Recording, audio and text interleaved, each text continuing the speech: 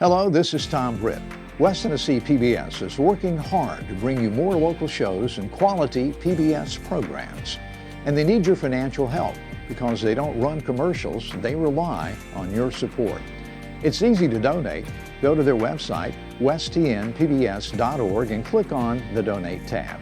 Your donations to Channel 11 stay local and help WLJT-TV continue their mission to be as local as possible. A prestigious event that celebrates an extraordinary group of individuals who exemplify the power of perseverance, vision, and hard work in transforming their dreams into thriving local businesses. Hello, I'm Peter Knoll, and on this edition of Tennessee is Talking, the topic is the 24th Annual Jewel Awards, recognizing those who have not only built successful ventures, but also contribute to the growth and enrichment of our community. So let the conversation begin. We are rolling. Confirm record. Can we get a mic check? Check, check. Stand by camera 2. Take 2. Stand by announcer in 3, 2. West Tennessee PBS presents Tennessee is Talking. Let the conversation begin. Thanks for joining the discussion here on Tennessee is Talking. Hello, I am Peter Knoll. The Jewel Awards honor the entrepreneurial trailblazers who continue to inspire and shape our community. And here to tell us more is Don McCory, Director of the Jackson-Madison County Chamber of Commerce. Don, thanks for coming in. Well, thank you, Peter. It's great to be here. I can't believe the 24th Annual Jewel Awards is almost here. Well, that was a crazy year. And it was a very, very fast year. And it seems like you just left. And we're excited that you're coming back. Yes. For those viewers out there that aren't familiar with the Jewel Awards, give a little summary of what the Jewel Awards are. The Jewel Awards, I have to say, is our flagship fundraiser that we do every February during African American History Month, which is an event where we get to showcase and celebrate minority businesses in West Tennessee based on, first off, is to showcase them for their tenacity, for perseverance, for fulfilling their dream. And we have 4 different categories based on how long that they've been in business. And it's taking place when again this year? It is Saturday, February 15th, 6:30 p.m. at the Carl Perkins Civic Center. And if people want to attend, what do they need to do? Oh, if you want to attend, you can get tickets at eventbrite.com, or you can contact our office at 731-424-2030.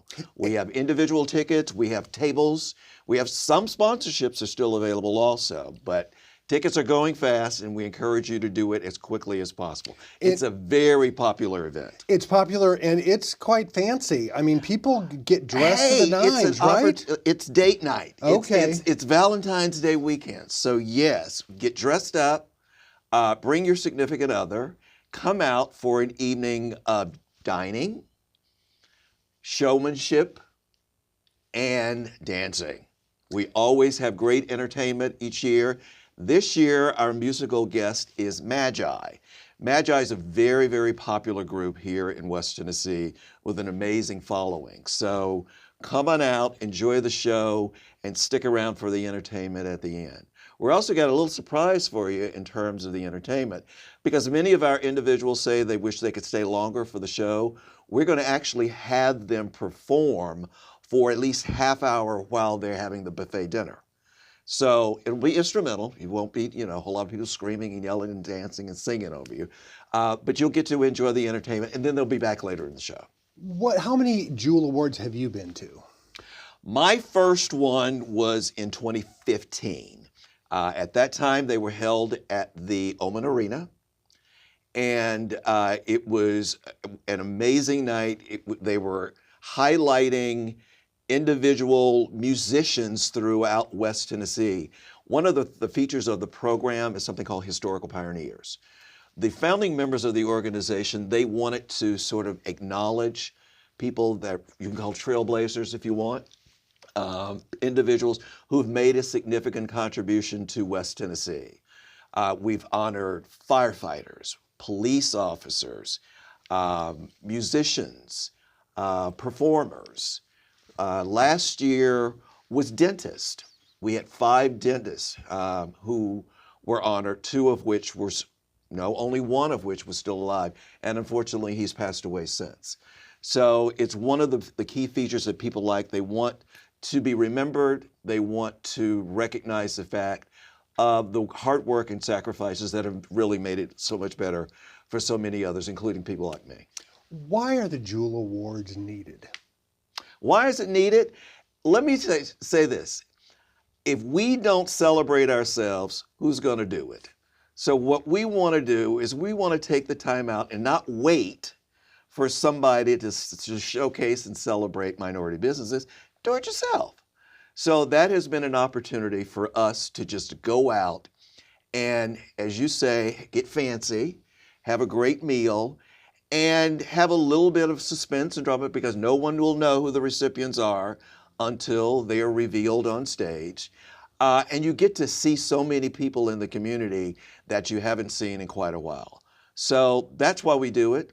It grows and grows in popularity each and every year.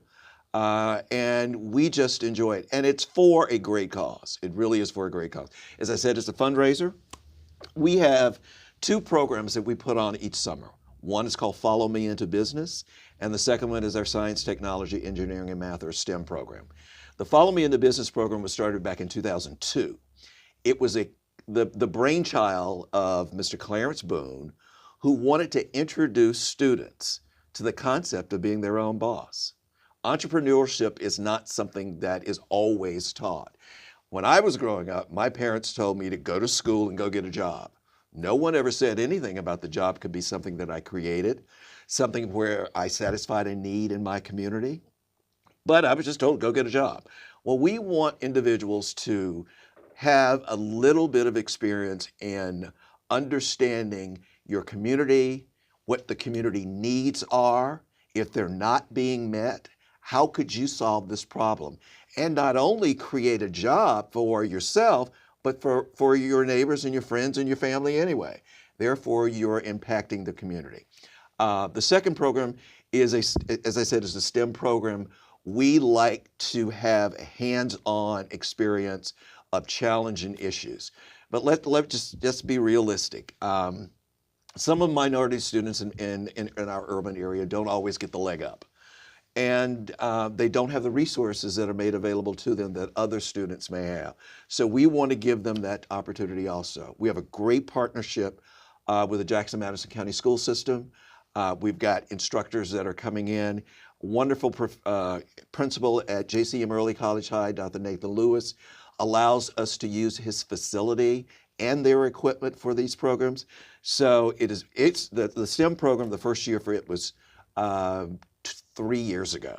So we are excited that we can continue to offer this. And it is for students between the ages of 12 and 18. And you can come back next year, as long as you don't, quote, age out. So all the funds raised from the Jewel Awards go to support these programs. Correct. That are put on by the Jackson-Madison County African American Chamber. Correct. Tell our viewers about that organization, how they can get involved. Well, the organization itself was founded back in 1999.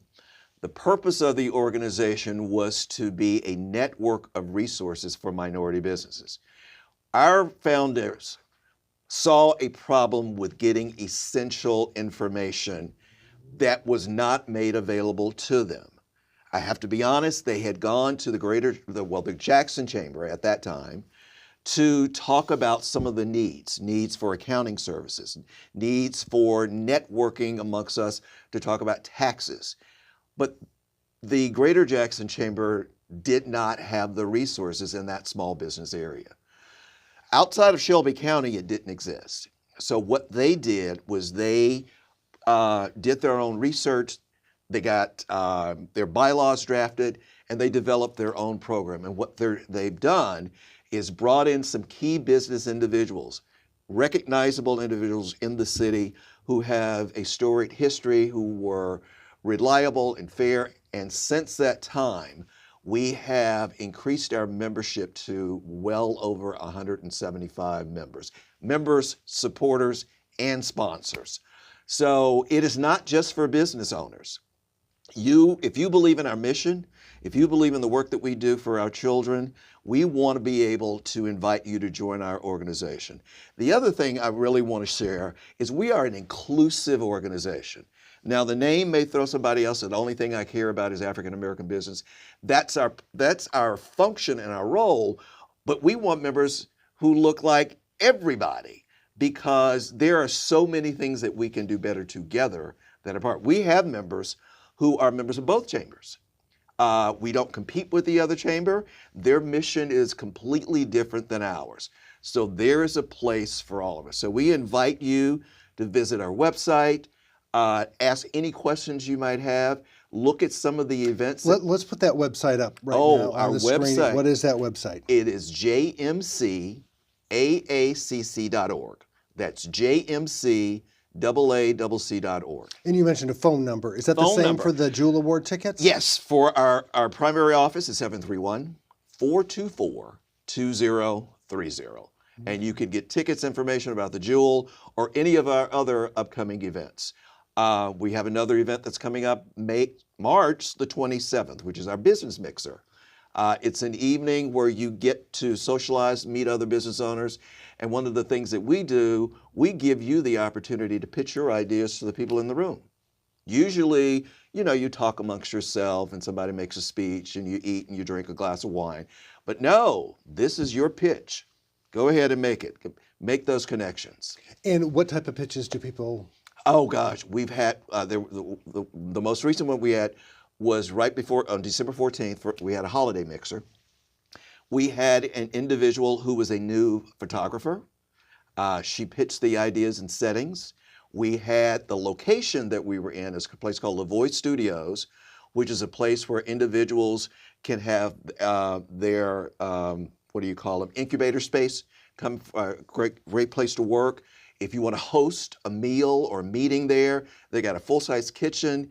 We've got people that do arts, and it was an absolutely amazing space. We also had a woman who pitched, she's a nutritionist, and she wanted to talk to people about what a very common problem in the African American community, which is diabetes. So she wanted to pitch the idea of know your numbers. So depending, whatever your business is, we invite you. It's a free event. It's open to members and non-members of the chamber. How long have you been involved with the chamber? I have been involved with the chamber since, I guess, the fall of 2014. I'm proud to say that I am a resident as well as a native Jacksonian.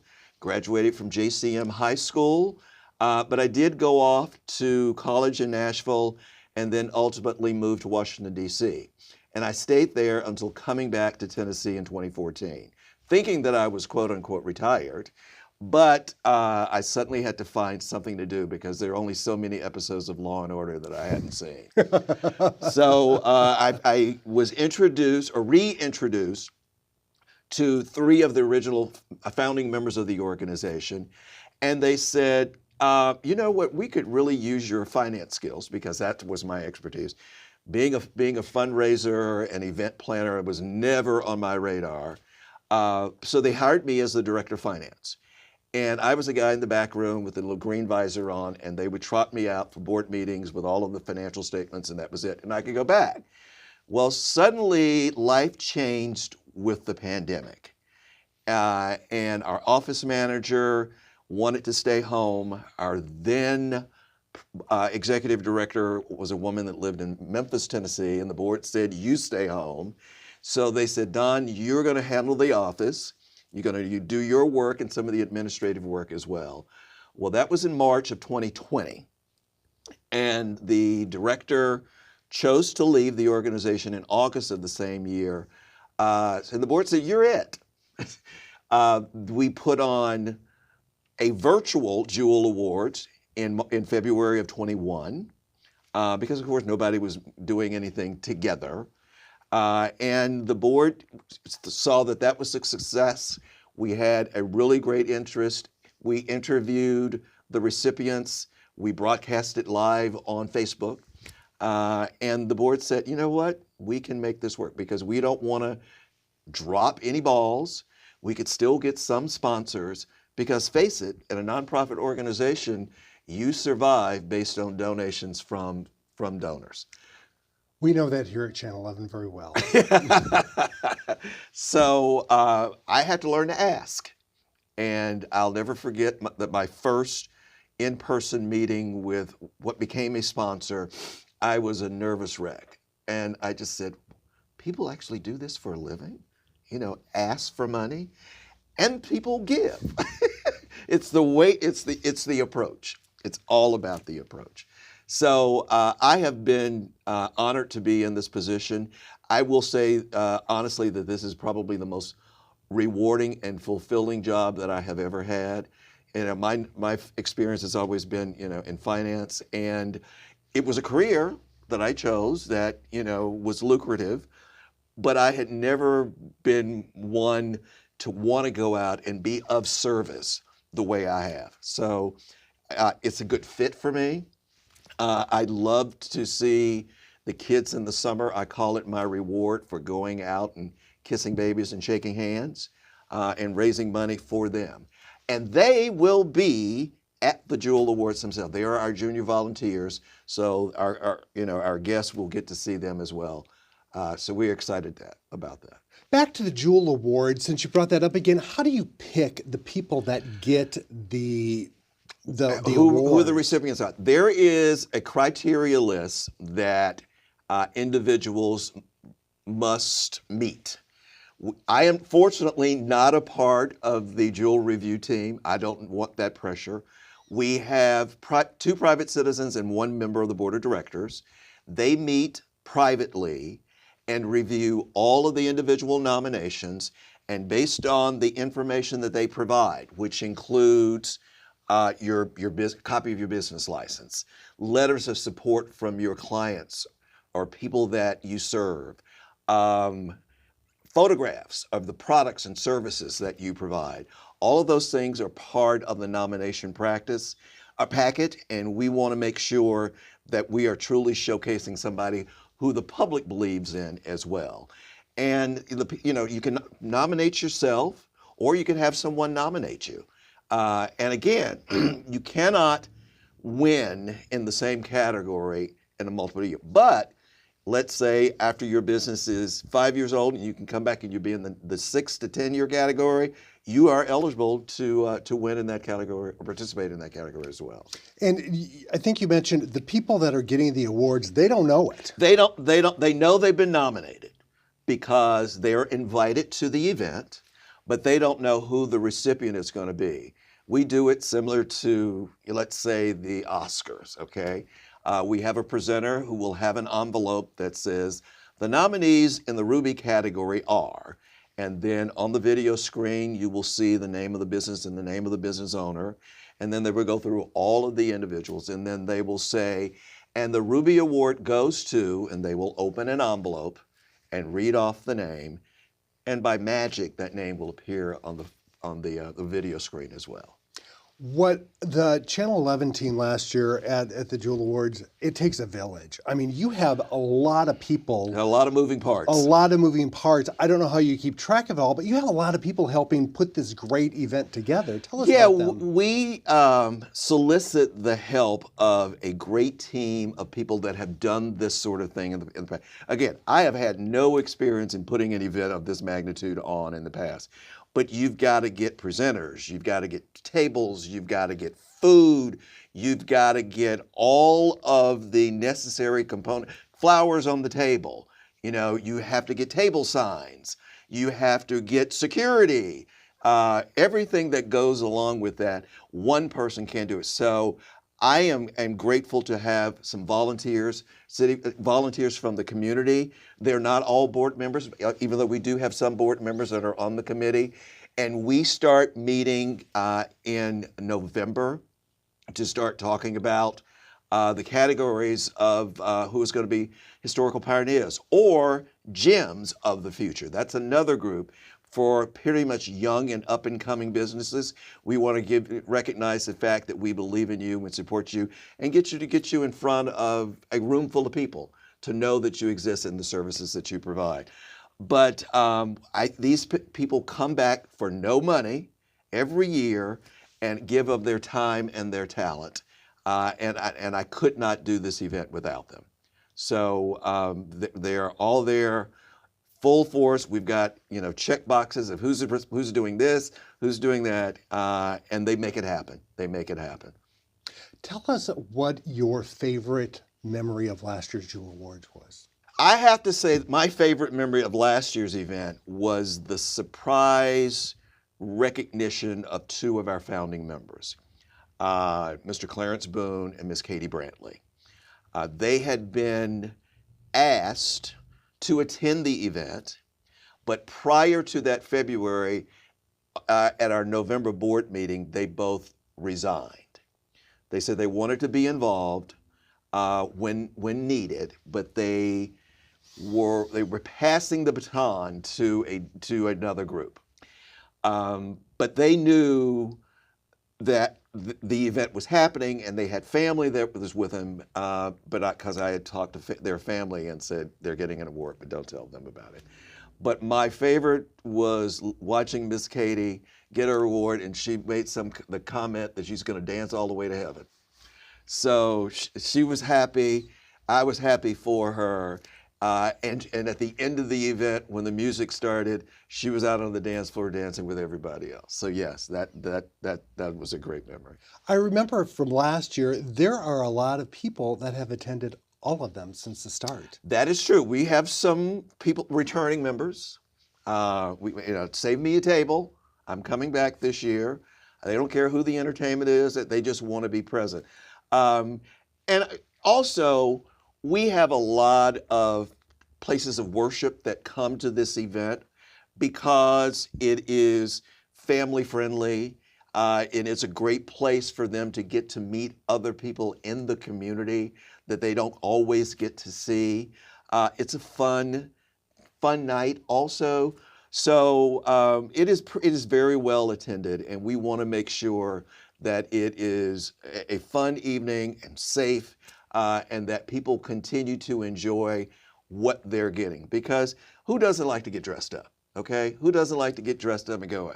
Now it is February. We know that the weather can be a factor, but we're hoping that the snow stays away that weekend, and everybody can come out and have a good time and get there and get home safely.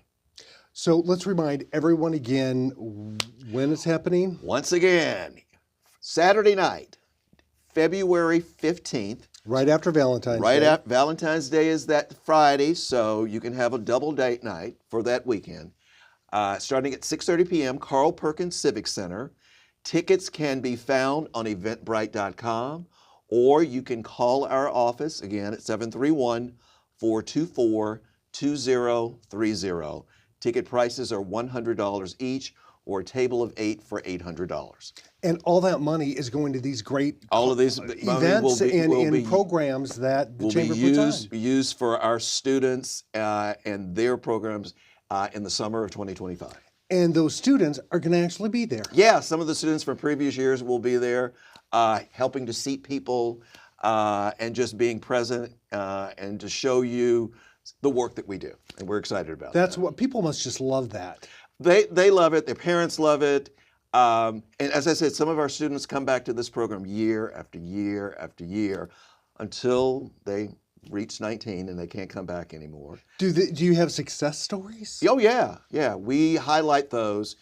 Typically, during the closing ceremony, which is like the last Friday in July, we typically invite a former student who is working somewhere.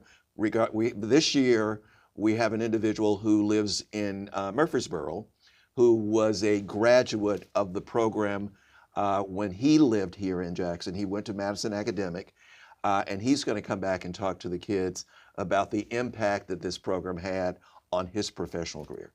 I mean, he was sharing a story with me that he had never been told how to answer a telephone. Hello. Well, there's a different way of answering it in the business environment. So there are soft skills, I guess you could say, that people acquire during the program, and it does change lives.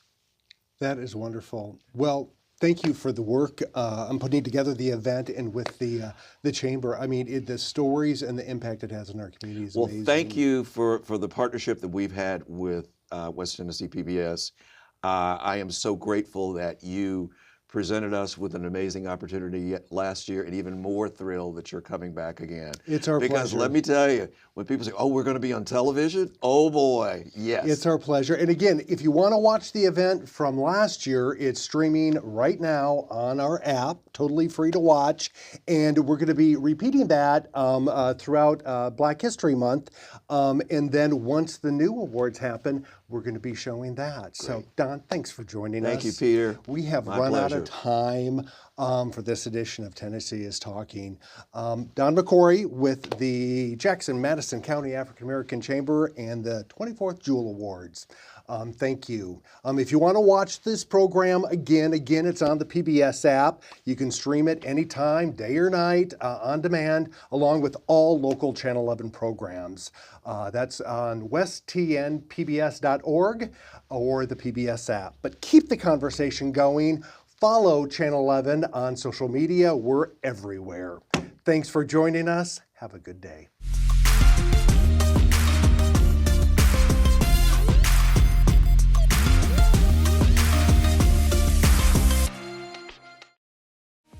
Do you have a topic you'd like to see discussed on a future episode of Tennessee is Talking?